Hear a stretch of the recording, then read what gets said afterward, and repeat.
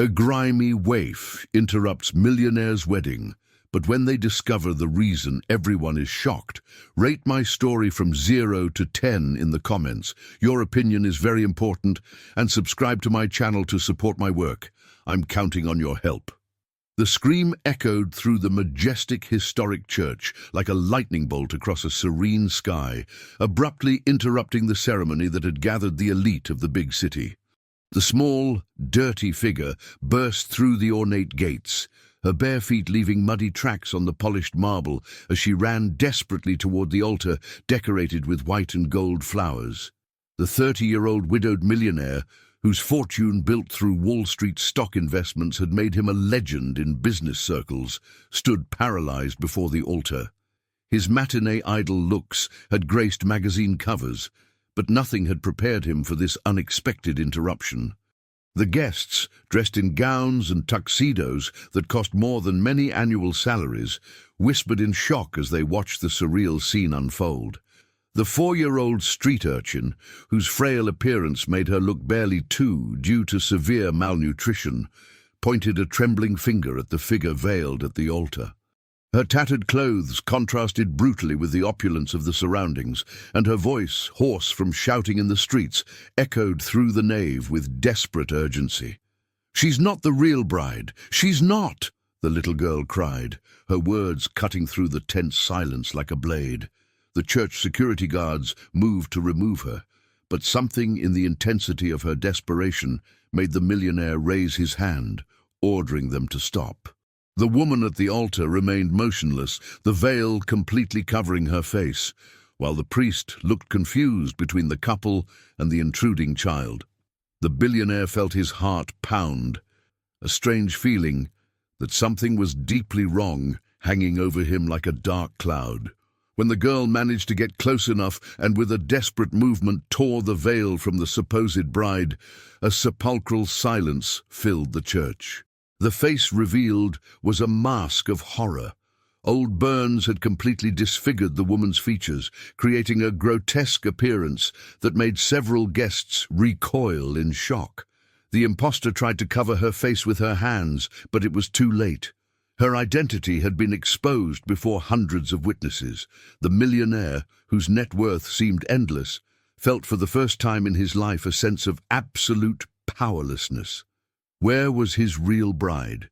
The woman he had promised to love forever, whose natural beauty needed no makeup, had simply disappeared. "Where is she?" he asked in a trembling voice, addressing both the impostor and the little girl. "Where's my bride?" The little waif, trembling with fear but determined to fulfill a silent promise she had made to herself, pointed beyond the church windows toward the outskirts of the city. Her words came out haltingly, mingling with sobs of exhaustion. "Saw men taking her. White dress. She was crying a lot. Big warehouse on the edge of town." The child struggled to form coherent sentences, her 4-year-old mind trying to process traumatic memories that had haunted her for days. The impostor, realizing that her disguise had been discovered, tried to flee through the side aisles of the church, but was intercepted by the closest guests. Her breathing was labored, and tears of despair streamed down the scars that marked her disfigured face. It was clear that she was also a victim of some larger scheme, forced to participate against her will. The millionaire watched the scene in shock, his rational mind trying to process the fragmented information. His fiancée had disappeared on the morning of the wedding, leaving only a vague note about needing time to think. He had interpreted it as pre-wedding jitters, never imagining that it was something sinister. The guests began to murmur among themselves, speculating about scandals and conspiracies. Some were already pulling out phones to document the moment, while others headed for the exits, uncomfortable with the bizarre situation. The festive atmosphere had turned into a nightmare in a matter of minutes. The street urchin, whose strength was rapidly fading, clutched the hem of the millionaire's expensive suit with her dirty little hands. Her big, deep eyes shone with a determination that contrasted with her physical fragility. She knew more than she had revealed, but years living on the streets had taught her to distrust adults, even those who seemed to be on her side. "Need to find her quick," the little girl whispered, her voice almost inaudible amidst the chaos that had erupted in the church. They said time is running out." The rich man stooped to get on the child's level, for the first time paying real attention to someone who was not part of his privileged social circle. He saw in those eyes a precocious wisdom, forged by the need to survive in a cruel and indifferent world. His wealth, his possessions, all his assets built over years of hard work, none of it mattered at that moment. The church, once a symbol of celebration and unity, had become the scene of a devastating revelation that would forever change the course of their lives. The mystery was only beginning to unfold, and the millionaire felt that his journey of discovery would be more painful than any financial loss he had ever faced in the volatile stock market. 3 days had passed since the chaos in the church, and the millionaire's luxurious apartment in the city centre had been transformed into a makeshift operations centre. Papers scattered across marble tables, city maps pinned to the glass walls that once displayed only expensive works of art, and dozens of phones ringing incessantly created an atmosphere of controlled desperation. The little waif was sitting on the Italian leather sofa, her small legs dangling in the air as she held a glass of warm milk. It was the first decent meal she had had in weeks, but her distrust remained evident in the large eyes that watched the rich man's every move. She had agreed to stay only because he had promised to help her find the girl in the white dress, the one who secretly gave her bread every day on the same street corner. The millionaire paced back and forth, his once perfectly combed hair now disheveled from the tension. He had hired the best private investigators money could buy, but they all returned empty-handed. It was as if his fiancée had simply disappeared from the face of the earth, leaving no traces or concrete clues. "Tell me again about the men you saw," he asked for the 10th time, crouching down in front of the child. His patience, once limited to business meetings of a few minutes, had expanded infinitely when it came to protecting the only witness to the disappearance. The little girl closed her eyes, concentrating on the memories that tormented her. There were 3. One very fat, another with a scar on his face, and the third wore a black hat. They put her in the dark car and drove away from the city. Her voice was monotonous, as if she was reciting a nightmare that was repeating in her mind. At that moment, the apartment buzzer rang, interrupting the account. The millionaire opened the door to find an elegant middle-aged woman, dressed in expensive clothes, but with a worried expression on her face. It was his stepmother, his father's widow, who had married the family patriarch when he was already on his deathbed. "Darling, I came as soon as I heard what happened at the church," she said, entering uninvited and observing the messy environment with poorly disguised disapproval. "The whole city is talking about the scandal. This can't be good for your business." The little waif shrank further into the sofa upon seeing the newcomer, a primitive instinct warning her of danger. She had learned on the streets to recognize people who hid bad intentions behind false smiles, and something about that woman made her want to hide. "I don't care about business right now," the millionaire replied dryly. "I need to find my fiancée. Someone kidnapped her, and this child is my only lead." He pointed to the little girl, who immediately looked away when the stepmother stared at her with excessive interest. The cruel stepmother approached the girl with a smile that didn't reach her eyes. "What an interesting child. Where did you get her? Street kids often make up stories to get food, you know." Her words were sweet, but laden with subtle poison. "She's not lying," the millionaire defended, surprised by the vehemence of his own response. "She managed to describe details that only a real witness would know." During the tense conversation, the little girl silently watched the interaction between the two adults.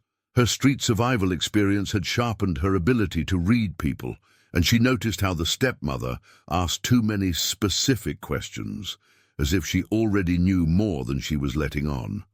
When the older woman finally left, promising to help with the search through her own contacts, the little girl approached the millionaire with hesitant steps. "She knows the bad men," she whispered, her voice barely audible. "How can you be sure?" he asked, crouching down to the child's height. "Because she asked about the warehouse before I talked about it." The girl's observation hit the rich man like a lightning bolt. He tried to remember the conversation and realized with growing horror that she was right. The stepmother had made reference to the location before the information was mentioned. That night, while the child slept in the guest room, protected by soft blankets she had never experienced before, the millionaire reviewed all the events of the past few months. He remembered now how his stepmother had insisted that he speed up the wedding preparations, how she had offered to help with the details, how she seemed to know more about his fiancé than would be natural. His financial applications and investments had taught him to recognize suspicious patterns, and now he clearly saw that he had been manipulated. The woman he considered family was involved in the disappearance of the person he loved most, and he had been too blind to realize it. The next day, he decided to test his suspicions discreetly. He pretended to be distraught and casually mentioned that he was considering giving up the search, that perhaps his fiancée had really run away voluntarily. He carefully observed the stepmother's reaction, who barely managed to disguise her relief. "Maybe it's better that way," she agreed too quickly. "Young women can be very unstable. You deserve someone more suited to your position." The little waif, who was playing silently with dolls he had bought for her, looked up and stared at him with an expression that mixed disappointment and understanding. She had trusted him, and now thought he was giving up on the only person who had been kind to her on the streets. Later, when they were alone, the millionaire explained to the child that he was just pretending to find out the truth. "We need to be smarter than them," he said, and for the first time saw a genuine smile light up the little girl's thin face. "I know where they took her," the little girl finally murmured, revealing the secret she had kept for days. "But it's a very dangerous place. There are a lot of bad men there, and they said that if anyone came looking, they would hurt her very badly." The rich man's heart pounded. His fortune, built through decades of calculated decisions and risky investments, had never seemed so useless. All his wealth couldn't buy back the safety of the woman he loved, nor erase the fear in the eyes of the child who had become his only ally. "We're going to find a way to save her," he promised, holding the girl's dirty little hands in his. "But first I need to understand exactly what my stepmother is planning." The little girl nodded gravely, and at that moment an unlikely alliance solidified between the billionaire accustomed to controlling everything through financial power and the abandoned child who survived through observation and cunning. Together, they would have to face a conspiracy that threatened to destroy not only their lives, but also the only chance to save the kidnapped woman before it was too late. 2 weeks passed in a dangerous dance of silent investigation and pretense. The millionaire had learned to be an accomplished actor, maintaining a facade of controlled despair while secretly gathering evidence against his stepmother. The street urchin, now wearing clean clothes but still preferring to sleep on the floor instead of the soft bed, had become his makeshift partner in this impossible mission. During this period, they discovered that the conspiracy was much more complex than they imagined. The stepmother was not acting alone, but commanded a sophisticated blackmail network that had infiltrated several wealthy families in the region. Corrupt domestic employees collected intimate information about their employers, documented family secrets, and passed everything on to the criminal organization. "She gave me this paper," the little girl said, showing a crumpled piece of paper she had found in the apartment trash during one of the stepmother's visits. "It has numbers written on it." The millionaire examined the document with growing attention. They were bank codes and astronomical amounts, transfers that seemed to involve several accounts in different countries. His heart froze as he recognized some of the numbers. They were references to his own financial applications, information that only people very close to him should know. That night, while the child slept wrapped in blankets on the living room couch, the rich man received a call that would change everything. It was a distorted female voice, clearly modified by some electronic equipment. "We know you're investigating," the threatening voice said. "If you don't stop immediately, your dear fiancé will pay the price. You have 48 hours to transfer $20 million to the account we're going to send. If you don't do it, she disappears forever." The millionaire felt his hands trembling as he held the phone. 20 million represented a significant portion of his liquid assets, but he would pay any amount to get his beloved back. The problem was that he sensed that even if he paid the ransom, the criminals would not hold up their end of the deal. "I want proof that she is alive," he demanded, struggling to keep his voice steady. "You will receive a video in 1 hour. And remember, if you try to track us or involve other people, she will suffer irreversible consequences." When the video arrived, the millionaire almost fell off the couch. His fiancée appeared in a dark room, still wearing her wedding dress, now dirty and torn.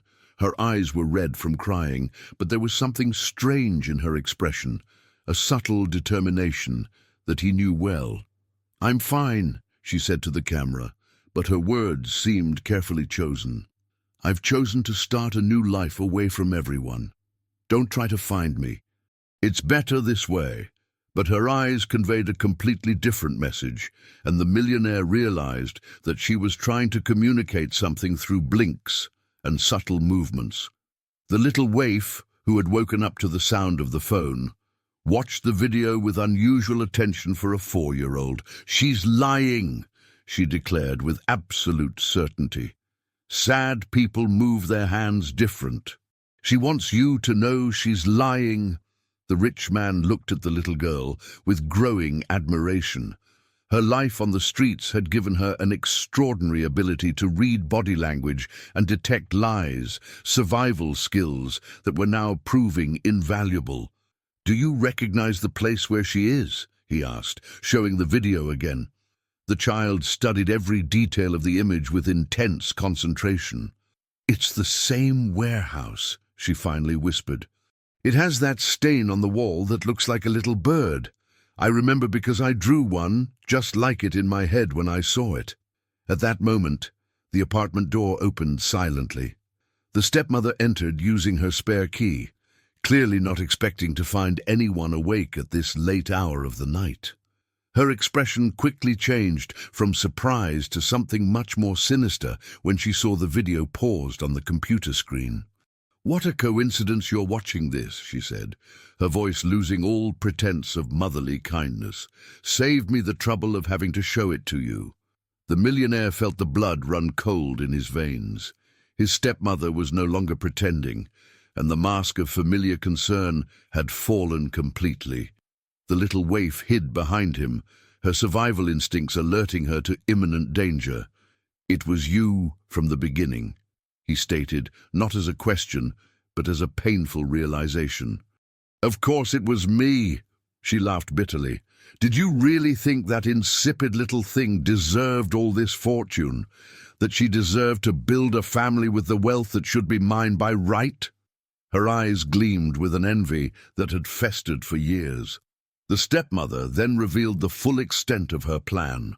She had discovered dark secrets about how the millionaire's father had built his initial wealth, information that could destroy not only his reputation, but also result in lawsuits that would consume the entire inheritance.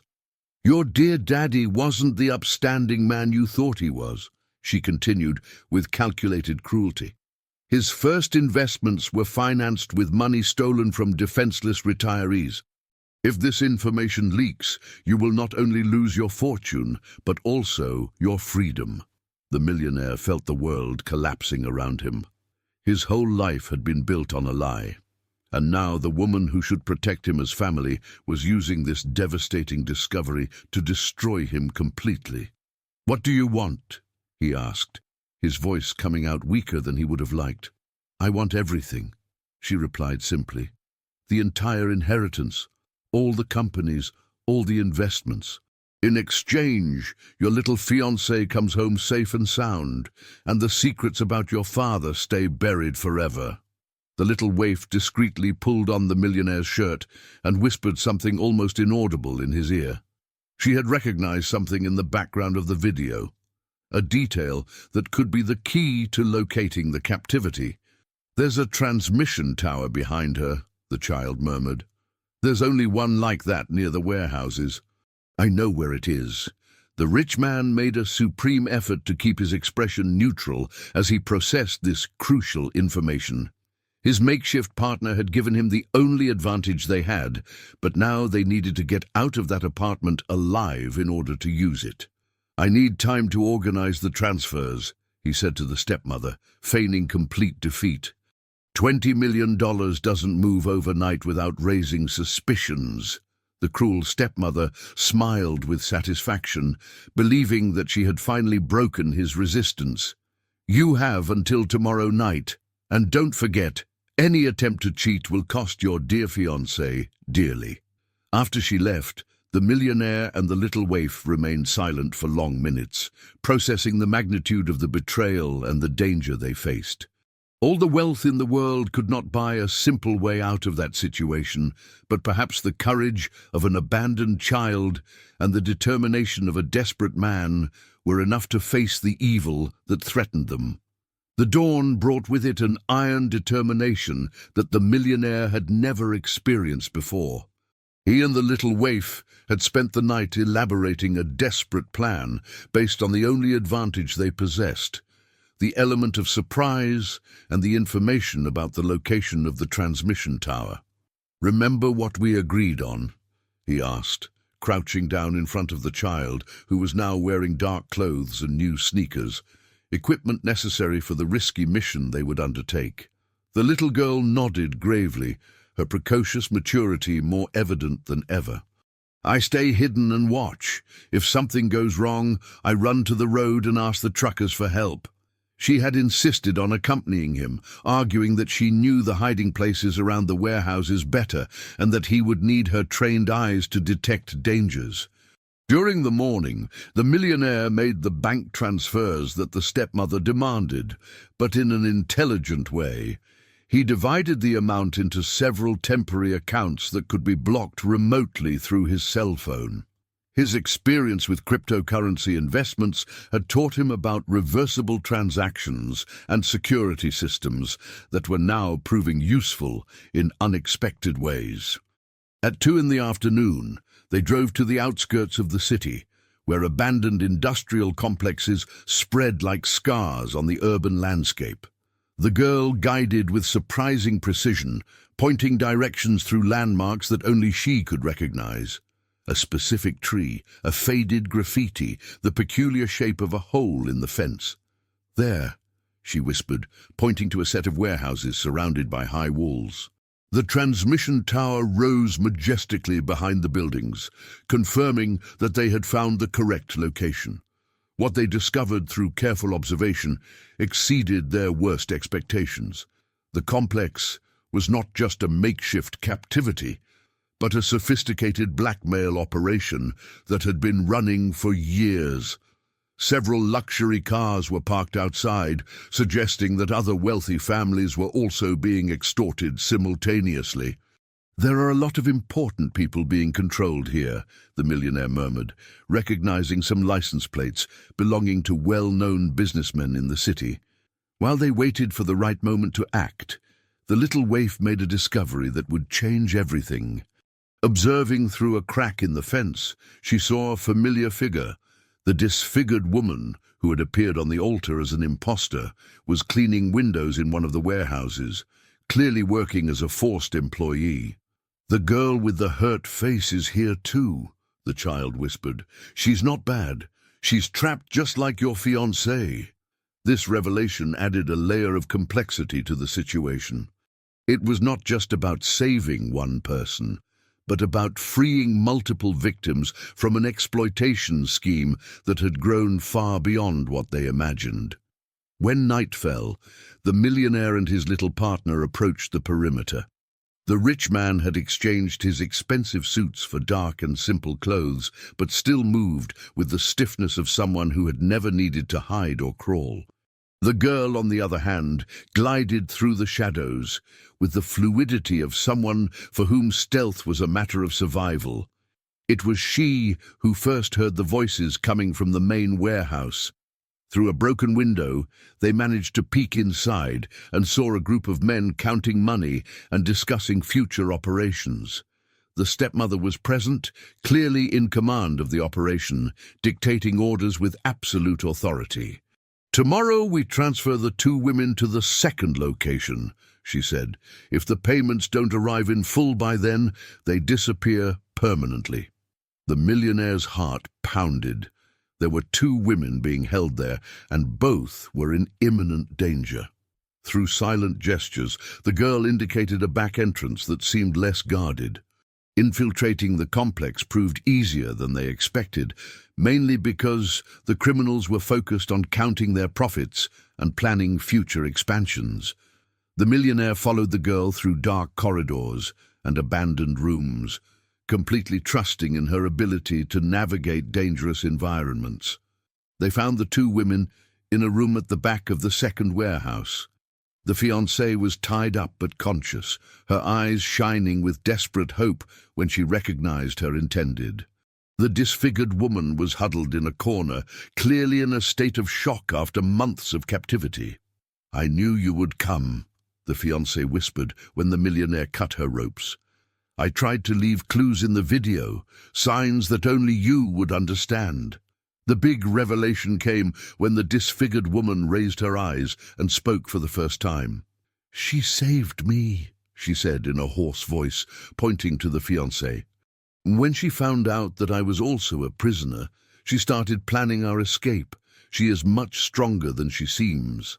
The millionaire looked at his bride with renewed admiration. During all these months of captivity, she had not only resisted the psychological pressures, but had also taken care of another victim and developed escape strategies. Her background in psychology had been her secret weapon against the captors. "I gathered information about the entire operation," the fiancé revealed, showing small papers hidden in her clothing. "Names, dates, bank accounts, other victims. We have enough evidence to dismantle the entire network." At that moment, the little waif, who had stood guard at the entrance, whistled softly, the combined sign of danger. Footsteps were approaching, and voices indicated that their presence had been discovered. The escape that followed was a test of endurance and courage that none of them would forget. The millionaire carried the disfigured woman, who was too weak to run, while his fiancée guided the group through an escape route that she had memorized during her captivity. The little waif moved ahead, checking every corner and alerting to dangers. When they finally managed to leave the complex, with alarm sirens sounding behind them, they ran towards the main road where a group of truckers had stopped to help, exactly as the child had predicted in her contingency plan. 2 days later, sitting in the living room of the millionaire's apartment, now restored to its original tranquility, the 4 survivors watched the news on television. The criminal operation had been completely dismantled, with dozens of arrests made based on the evidence that the fiancé had meticulously collected. The cruel stepmother would face decades in prison, her victims were freed, and the stolen fortunes were being returned to the rightful families. The millionaire discovered that his father's crimes were actually forgeries created by the stepmother to give credibility to her blackmail. "What are we going to do now?" asked the disfigured woman, who had revealed her name was simply Rose. Her face was being treated by the best surgeons money could buy, and she was slowly regaining her self-esteem. The millionaire looked at his fiancée, who was affectionately holding the little waif in her lap, and smiled. "We're going to be a family," he said simply. "All of us." The little girl raised her big eyes, still unsure about the concept of a permanent family, but for the first time in her short and difficult life, she felt like she belonged somewhere. Her courage had saved not only two women, but also reunited lost souls in a union that suffering had made unbreakably strong. 6 months later, in a small and intimate ceremony, the millionaire and his fiancée finally got married. The girl, now officially adopted and attending the best school in the city, carried the rings. Rose, with her face partially restored and working as a psychologist in the foundation they had created to help abandoned children, was the maid of honor. His wealth had finally found its true purpose, not only to accumulate assets, but to build genuine human connections that no investment in stocks or financial applications could ever provide. Love had triumphed over greed, and a child's courage had illuminated the path to everyone's redemption.